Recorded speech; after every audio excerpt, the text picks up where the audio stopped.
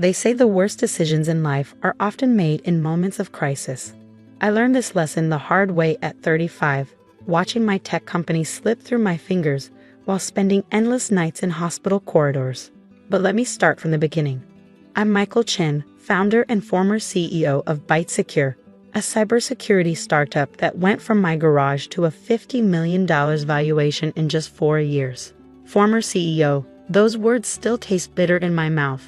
The company I built with sleepless nights and maxed out credit cards now sits in my younger brother David's hands, all because I made the mistake of trusting family. The irony doesn't escape me. I built a company protecting others from digital threats, yet I never saw the threat coming from within my own family. But then again, who expects their own brother to orchestrate their downfall? Mom's diagnosis came like a thunderbolt on a clear day. Stage 4 pancreatic cancer, the doctors said. 3 to 6 months, they estimated, though their eyes suggested even that might be optimistic.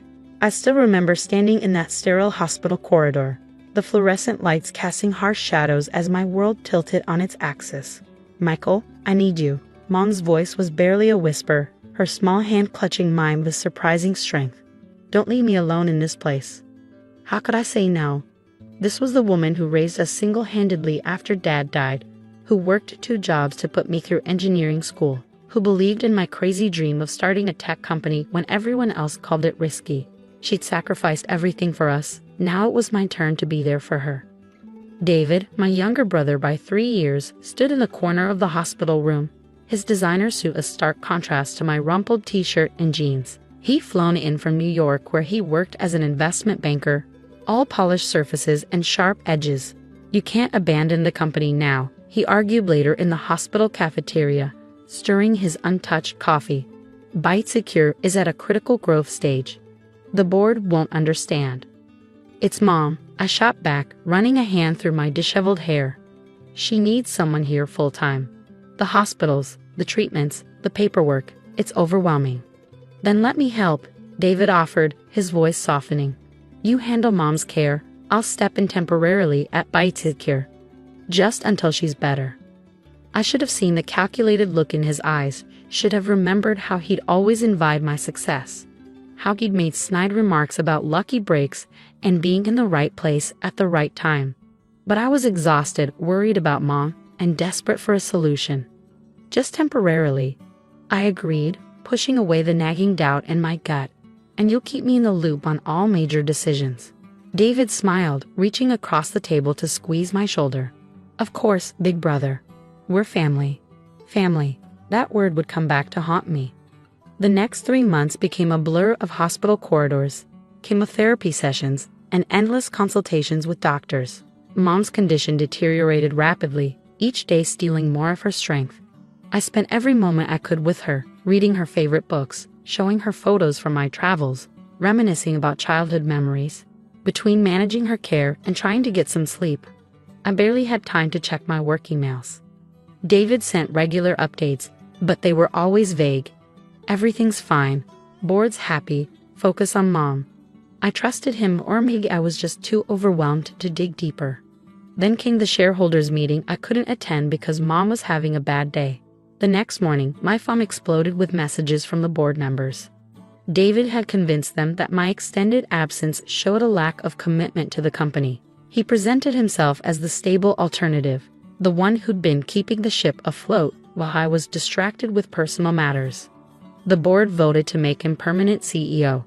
I stormed into his hotel room that evening, fury burning through my exhaustion. "How could you do this? This company is my life's work." David lounged in an armchair, his tie loosened but his composure perfect. "The board made their decision, Michael. They need someone fully committed to the company's future. I trusted you." "That was your choice," he shrugged, taking a sip of his whiskey. "Business is business. You taught me that." I wanted to punch him to wipe that smug look off his face. But Mom's monitors had started beeping and I had to rush back to the hospital. By the time I returned, David had checked out and flown back to the office, my office.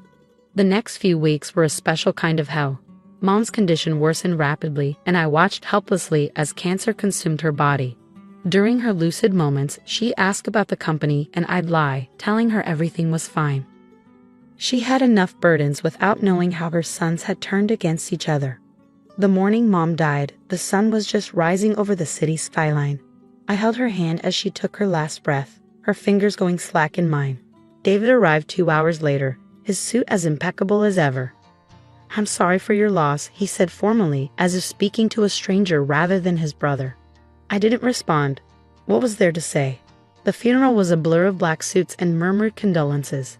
I noticed several board members there, shooting me awkward glances before gravitating toward David. He played the part of the grieving son perfectly, dabbing at his eyes with a monogrammed handkerchief while networking with potential investors. A week later, we gathered in Mom's lawyer's office for the will reading. David sat across from me, emanating confidence. He had reason to be confident.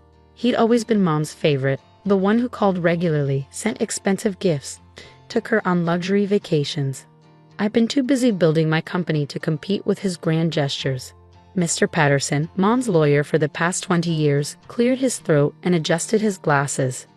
"Before we begin, I should mention that your mother made some last-minute changes to her will." David's smile widened. I slumped in my chair, preparing for the final blow in this horrible month. "As per the primary will, all assets and properties go to David Chen," Mr. Patterson read monotonously. David's smirk was triumphant as he reached for the documents. But Mr. Patterson wasn't finished. However, he continued, pulling out a sealed envelope. "There is a second document your mother prepared to be opened only after her death." The smirk froze on David's face. I sat up straighter, something in the lawyer's tone catching my attention. Mr. Patterson broke the seal and pulled out several papers. "This," he said, "is where things get interesting." The silence in the lawyer's office was deafening as Mr. Patterson opened the second envelope. David's confident posture had stiffened, his knuckles white as he gripped the armrests of his chair. "This document," Mr. Patterson began, his voice steady, "was recorded by your mother 3 days before her death. Along with it, she left several USB drives and a personal letter." I remembered that day. Mom had been unusually alert, insisting on speaking privately with her lawyer. I'd assumed she was just updating her will to favor David even more. "To my sons," Mr. Patterson read, "if you're hearing this, it means I'm no longer with you.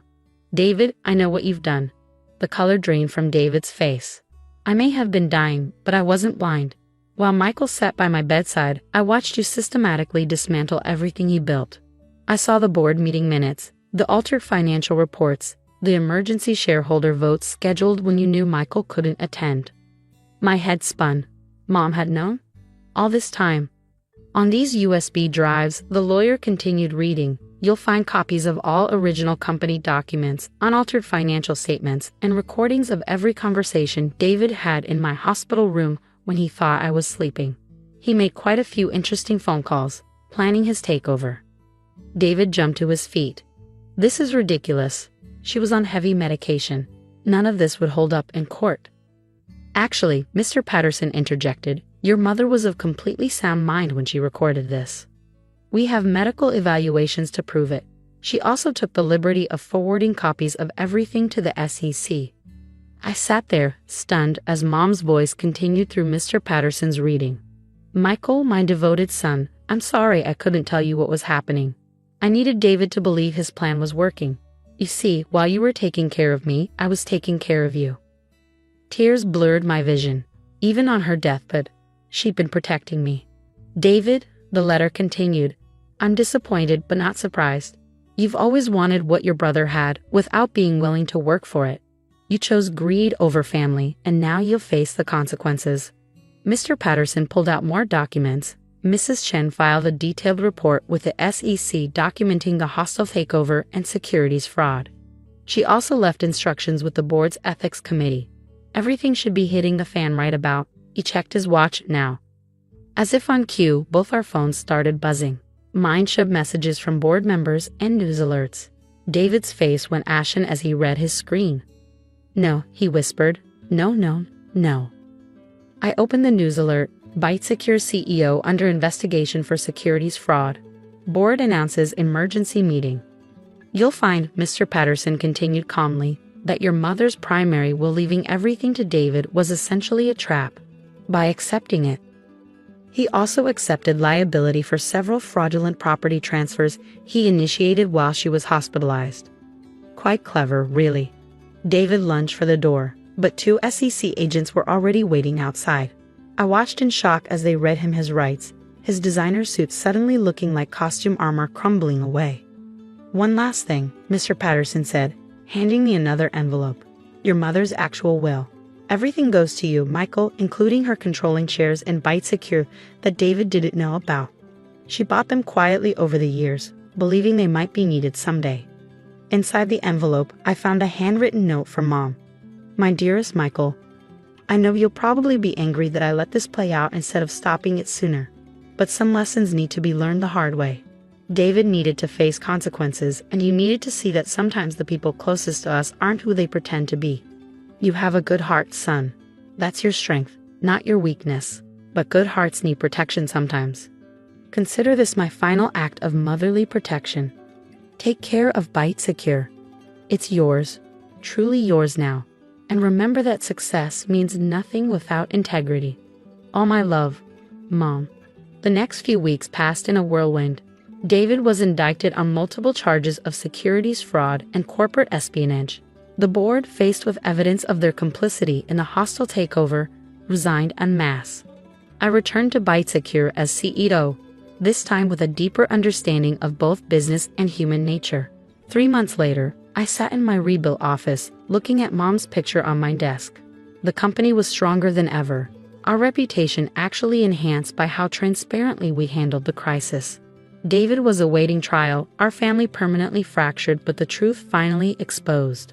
I picked up Mom's photograph, smiling at her familiar face. Even at the end, she'd been 3 steps ahead of everyone else.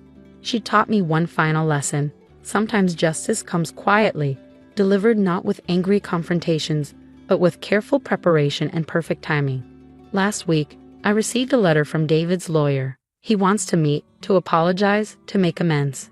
I haven't decided if I'll go. Mom's note sits in my desk drawer, her words about success and integrity echoing in my mind. Some betrayals can't be undone. Some bridges, once burned, leave only ashes. But from those ashes, I've built something stronger. A company founded not just on innovation, but on the principles my mother taught me: honor, integrity, truth. Every morning when I walk into Byte Secure, I pass by a new installation in our lobby, a simple plaque with Mom's favorite saying: "Trust is earned, not given." Below it, in smaller letters, I added my own addition, and the truth always comes to light. It's not the family legacy I expected, but it's one I'm proud to uphold.